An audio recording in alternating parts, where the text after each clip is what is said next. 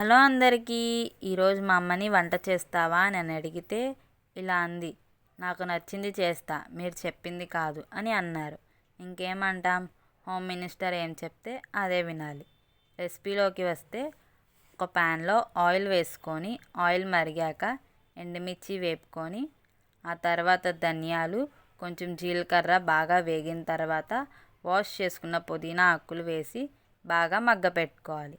ఇప్పుడు ఒక mixie jar తీసుకొని అందులో వేపుకున్న ఎండుమిర్చి, ధనియాలు, అందులోనే చింతపండు, వెల్లుల్లి, కొంచెం సాల్ట్ వేసుకొని మిక్సీ పట్టుకోవాలి. అందులోనే మగ్గపెట్టుకున్న పుదీనా వేసుకొని మిక్సీ పట్టుకోవాలి.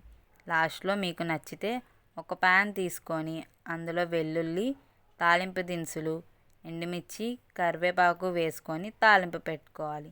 ఆ తర్వాత పుదీనా పచ్చడి ఇందులో కలుపుకోవాలి. అంతేనండి, మన పుదీనా పచ్చడి రెడీ.